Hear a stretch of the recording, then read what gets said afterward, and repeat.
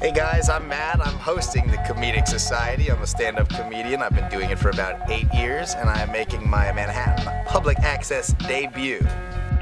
Hey, I'm Shane Morrison, and I've been doing comedy and musical comedy for 6 years. I've performed all around the city, and I'm happy to be part of the Comedic Society. Hi, I'm Carolyn Bergier. I'm a writer for The Box Show and the host of the podcast Diking Out, and I'm so excited to be here, part of the Comedic Society. I am Amanda Hurley. I am a stand-up comedian from Arizona. Been doing stand-up for 6 years. I've been in a lot of festivals, Bird City Comedy Festival, Beast Village, Women in Comedy Festival, and I'm excited to be a part of the Comedic Society. Hi, I'm Ryan Malco. I'm a stand-up comedian who lives in Brooklyn by way of Tucson, Arizona. I'm excited to be here at Comic Society because anything that gets me out of the house helps win the battle with depression. My name's Veronica Garza. I'm from Dallas, Texas. I currently live in Brooklyn. I perform all around the city. I've been on MTV. I've been heard on NPR. I have a podcast on SoundCloud called Stick to What You Know. And I'm really excited to be here to tell jokes with the Comedic Society.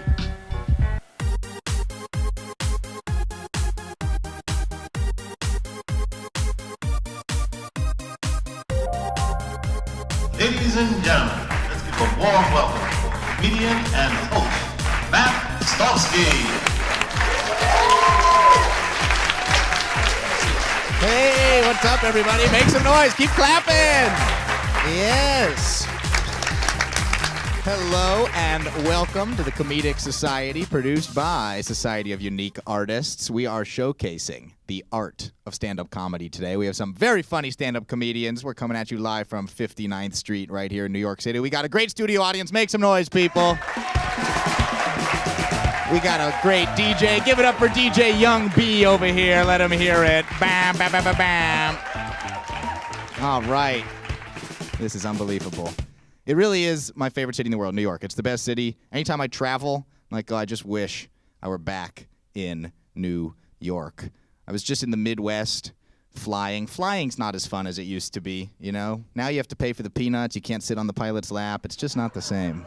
We really are. People used to dress up to fly, you know? Women would look great, nice dress. Men would be in like a three-piece suit, fedora, shiny shoes. Now people will show up in like a garbage bag with armholes cut out. My favorite thing about Jews is our noises. We got the best noises. You ready for the ultimate Jewish noise? Ugh. You know it, you love it, you use it all the time. You're annoyed, you let the world know. Ugh. Plan A didn't work out. Ugh. Got to transition to plan B. The restaurant's closed. Ugh. I guess we'll just order in. Or a real example I once heard. Oh my God, they botched the circumcision. Ugh. I guess we'll just raise him as a girl. Are you guys ready for a great show or what? That's it for me. You guys are a great crowd. I'm your host, Matt Stolsky. We have some fabulous comedians, and I'm going to bring out your first one. So keep that energy going. Let her hear it. I'm going to bring her out. She writes for The Box Show and performs all over town. Please make some noise for the very funny Carolyn Bergier. Let her hear it.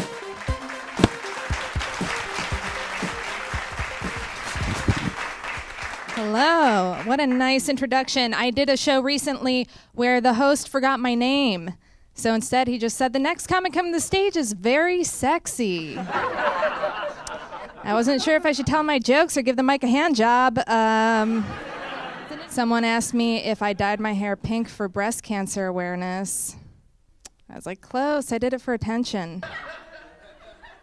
Attention for me, not breast cancer, just to be clear, right? Breast cancer has enough attention. I think we all know that. They have the whole month of October.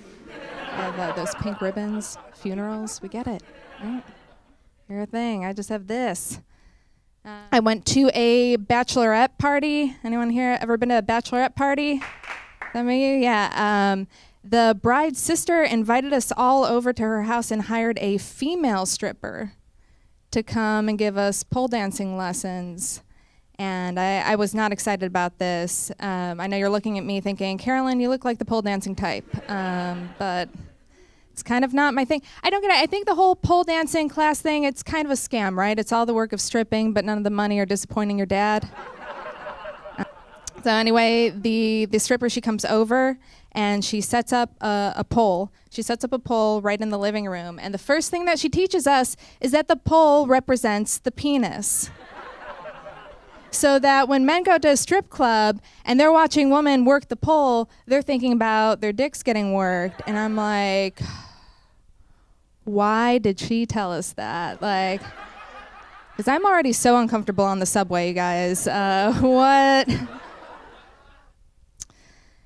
I don't know. Sometimes guys find out that I'm a lesbian and they'll ask me if I want to have a threesome with them. That's a very weird follow-up question, men, because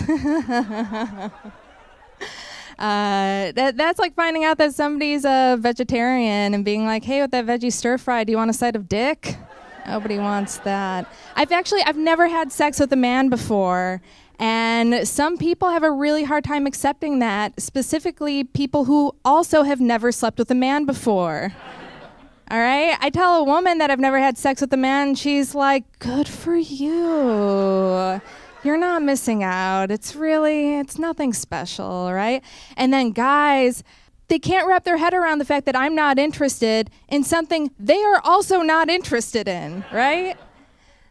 They're like, how do you know that you wouldn't like it? I'm like, the same reason why I know I'm not going to like a restaurant that has 2 stars on Yelp. Like, I've read the reviews, man. My wife and I, we are actually thinking of starting a family that invites a lot of interesting questions from people. My favorite one being, have you two thought about having kids at the same time? Like, you could be pregnant at the same time. I'm like, are you an idiot? What? Why would we want to do that? What? Like, can you imagine 2 women in the same house pregnant at the same time? Who do you think we are, the Palins? Like, that's, you guys are awesome. Thanks so much to the Comedic Society. I'm Carolyn Bergier.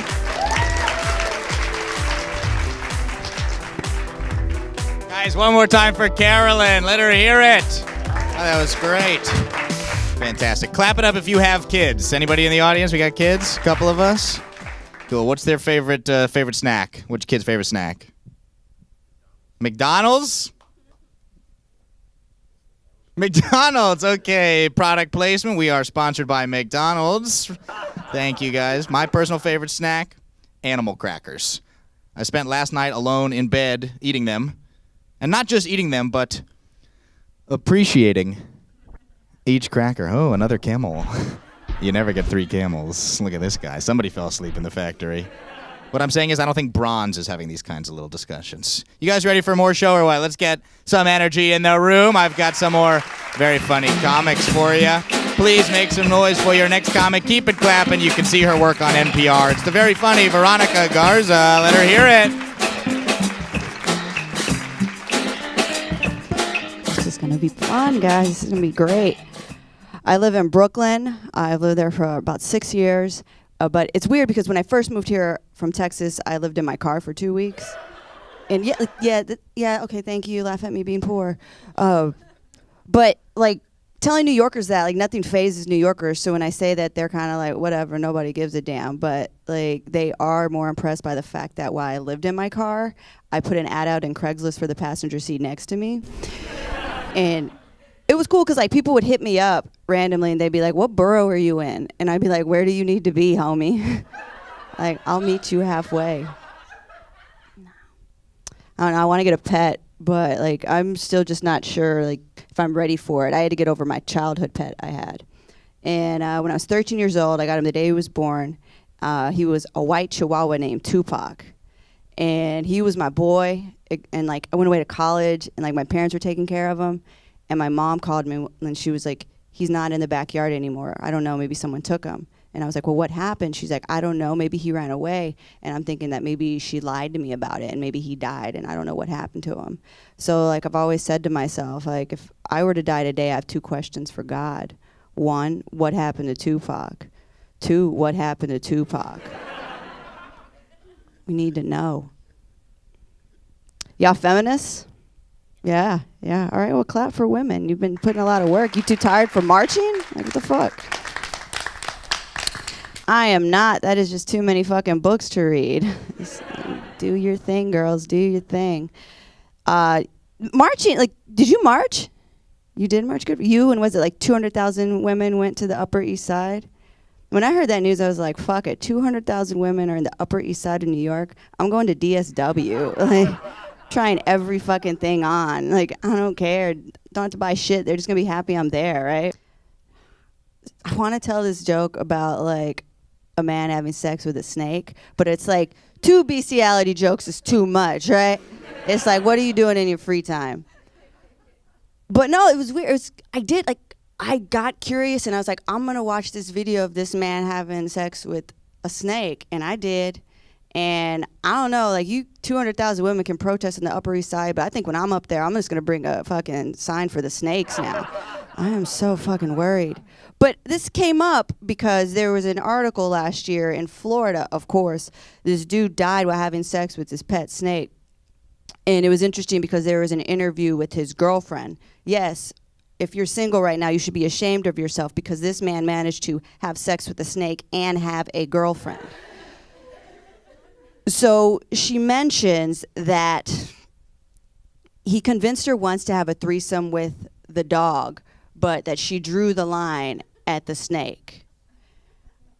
And you want to give her shit about it, like, but it's like you gotta like give the girl props because she established boundaries. Like, good for her. Now, let's talk about having sex with humans. Let's talk about that now. No, just sexuality in general is weird. I remember like growing up and I had all these questions about like just sex in general. And I asked my mom, this was one of the first times we talked about sex. I was like, okay, so sex, it's with a man and a woman, a penis and a vagina. She's like, yes. And I was like, what else? She's like, I don't know, you pretend you're dead for 5 minutes and then you're just bored. You don't know, you're bored. I was like, that doesn't sound so fun. I was like, okay, well, can 2 dudes have sex? And she explained it to me that it was a lot like Tetris. And I was like, cool, like that might be a thing. And then I was like, okay, well, can 2 women have sex? And she was quiet for like 4 minutes. And then she looked me dead in the eye and she was like, finish your tacos, but don't use your hands. That's my time, guys. Nice. One more time for Veronica Garza. Let her hear it. That was great, talking about snake side pieces. Man, that's actually a new menu item at McDonald's. You guys could take your kids. It's a snake side piece with, all right, we're having fun. Can I get some air horns? Is that an option?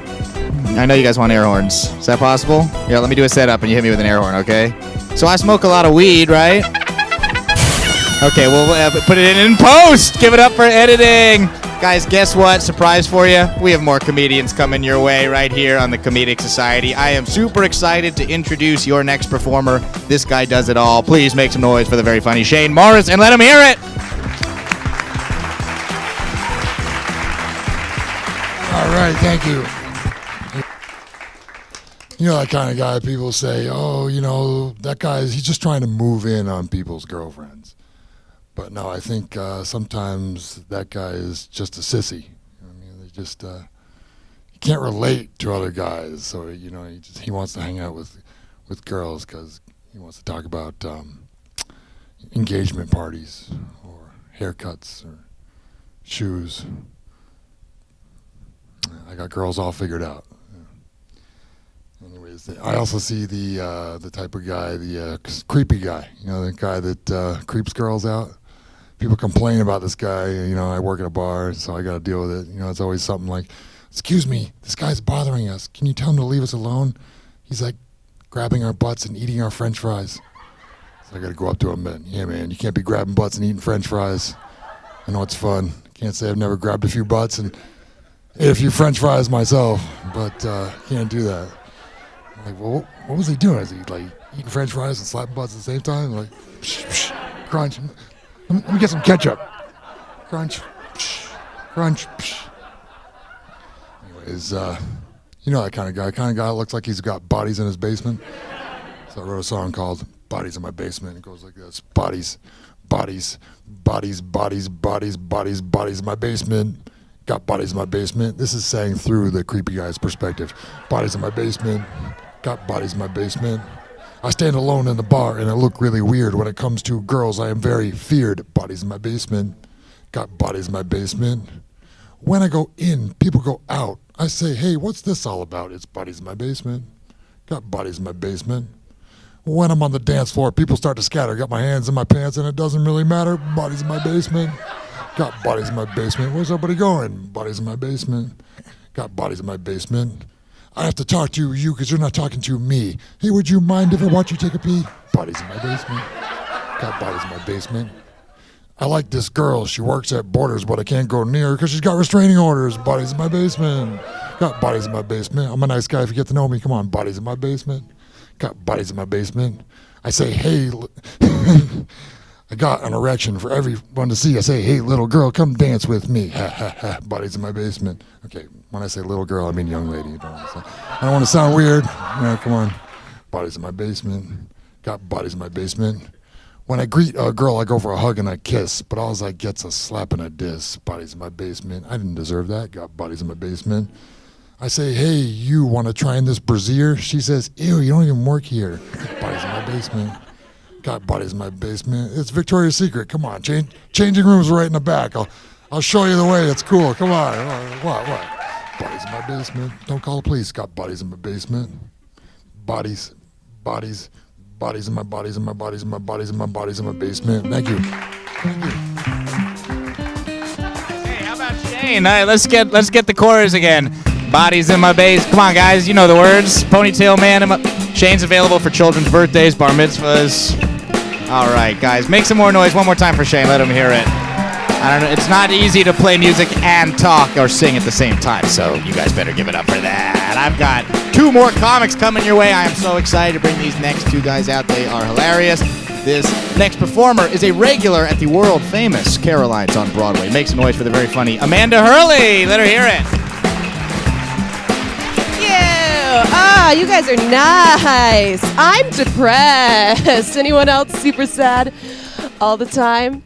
I am going through a rough patch. I just got fired, and me and my boyfriend broke up. We were dating for 2 years, and I'm not taking it well. I don't know if you can tell.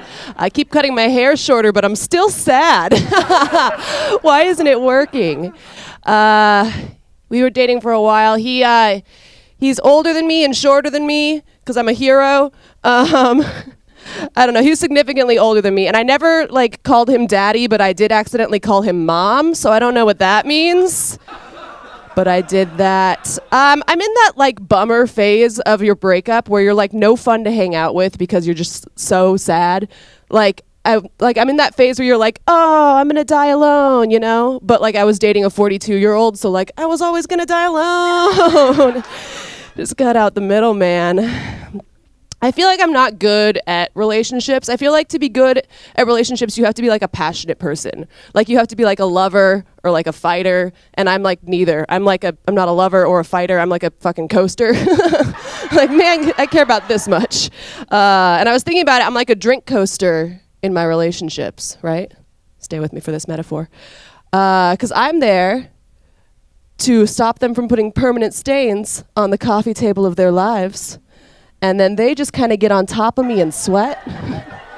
This is a sex condensation joke. Oh, we're having fun. You guys are nice. No, I like it. This is a good lineup, too. It's we've got, equal men and women. That's not really common in stand-up sets. Usually there's most shows will have more men, anything like that.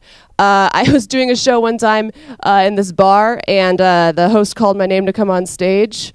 And it's a lady's name, and there were these 2 drunk guys in the back of the room, and they noticed that it was a lady's name, and one of the guys was oh, it's a chick comic, which is okay, that's fine. That's an all right statement.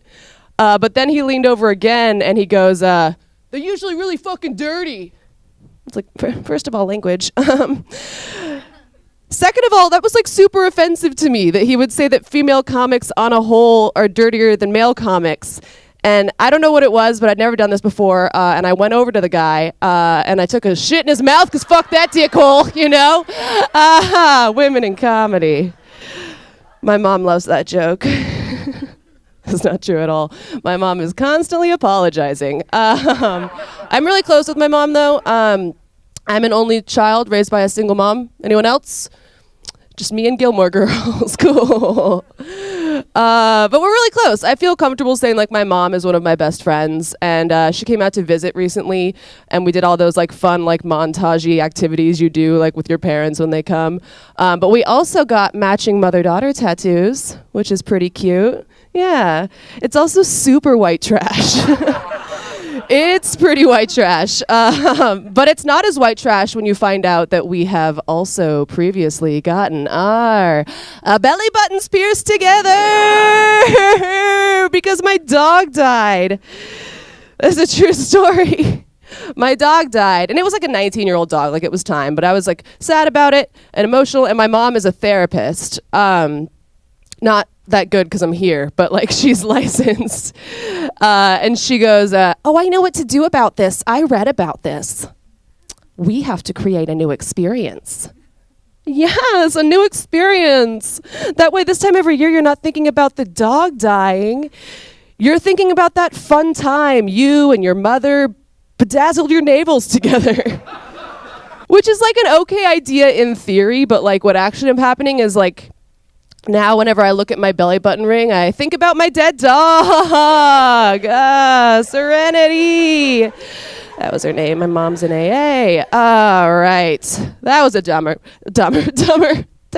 Cool. Everything's fine. I'll tell you guys a nice thing before I leave because I feel like I've been a major drain. I had something nice happen to me the other day, and it kind of like, it like renewed my faith in New York City. It made me want to stay here a little bit longer. And it happened on the subway, which is insane. But I was standing on the subway platform waiting for the train to come, and I saw a clown that was running late. I don't know if you can picture this, but if you're picturing something, like that's fucking it. That was it. He had like full clown getup, clown shoes, clown makeup, a goddamn banana suitcase just booking it down the platform like, ah! It made me so happy in that moment. I was so happy because I realized like no matter how bad my life gets, if I'm late for my 3 o'clock, it's not a goddamn children's birthday party, you know?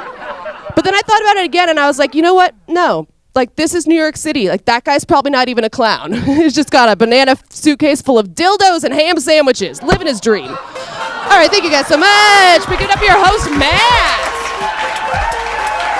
One more time for Amanda. Let her hear it. She caught me on one of my clown days. Guys, we have one more comic for you. Are you excited? Make some noise. Yes. This guy's the closer. That means the coffee is for him. Please make some noise for your next comic. Start clapping now. He runs a monthly show at Revision Lounge in Manhattan. Make some noise for Ryan Malco. Oh, how's it going, guys? That was a reasonable response. I'm 29. I'm about to be 30, which is fine. I also yesterday watched Harry Potter and the Goblet of Fire, which is also fine. It's a great movie, but I cried 5 times. Have you seen the movie? It's sad. There's a kid that dies, but I cried like 5 minutes in when Harry and Ron and Hermione all got together just because of friendship. It was so beautiful. Like, they've been through some shit together. Like Voldemort shit and wizard racism, still together. Togetherness just gets me. Like, togetherness and a great ass are my biggest weaknesses. I wish that was true. I don't know. I'm single now, though it's hard for me to date because I don't know if you guys have this, but I have to, like, convince someone to fall in love with me before they start trying to guess where I land on the autism spectrum. Doesn't resonate with this room. I don't know. This is a little bit what it's like to date me. I think. Have you ever been like a picnic with a bunch of friends where you're having fun, just a good time? You set your hand down, and all of a sudden something feels a little weird. And you look at your hand and you don't notice anything at first, and then you refocus. You realize that the table was covered in ants, and now your hand is covered in ants. Yeah, that's exactly what it's like to date me. I figured it out, though, and this is my secret. You can just, well, not lie, but you can, I don't lie. I just kind of hold in my personality. It's like, have you ever had a fart in a group of people and you just kind of feather it out slowly? That's what I do with my personality. I just let it feather out slowly until it fills the room around her, and she just thinks that's what real life is like. and then I'm in. I don't know.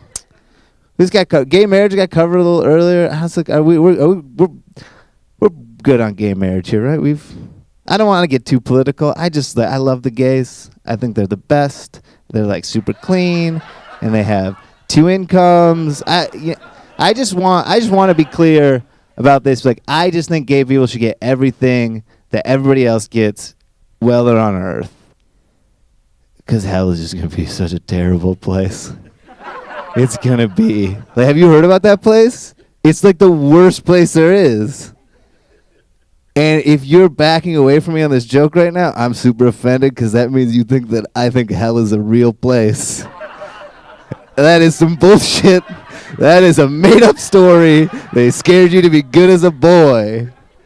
But let's, for a second, pretend that hell is real and all the gay people forever went there. Do you know what that means? It means there are some beautiful neighborhoods in hell. Just like flower. No, I'm just saying nobody gentrifies like those guys.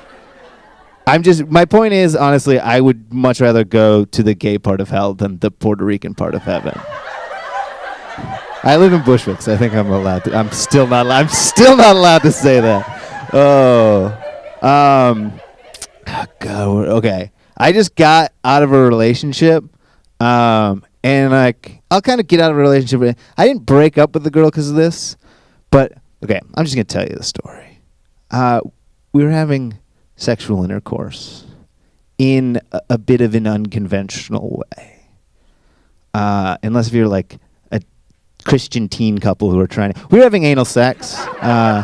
I don't want to make it all about that. It was just a normal part of our life. We were having anal sex, and in this time there was a weird feeling, like more pressure from the front than usual. It's a pretty pressure-filled situation, which, you know, that's the benefit of it. But so I was like, I think something's wrong, so I removed myself, and I reached down and I caught a poop. Just right there in my hand. Just a real live poop. So I did what every man would do, and I walked over, and I went outside of my room and into the bathroom, and I dropped it in the toilet. And as I was doing it, I was like, holy shit, I'm going to be a really good dad. Like, there is nothing that my gross sexual life hasn't prepared me for.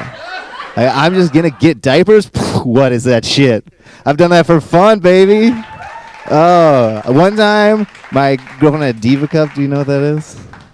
I took it out, and I dipped my fingers in it and painted my cheeks red and did a dance to the moon gods. I'm not saying they're going to be normal, well-adjusted kids. I'm just saying I'm going to not be afraid of piss and shit. Thanks, guys. Give it up for your host. This has been awesome. Nice. One more time for Ryan Malco. You're never going to believe it. His day job, youth pastor. Youth pastor. How about that? What a show. Thank you. One more time for all the comics you saw. What a great show here at the Comedic Society. If anyone's interested in being a performer, submit your video to sueartists.org. That's www.suartists.org. And you, too, could grace this very stage. Thanks for tuning in. My name is Matt Stofsky. We'll see you next time. Good night.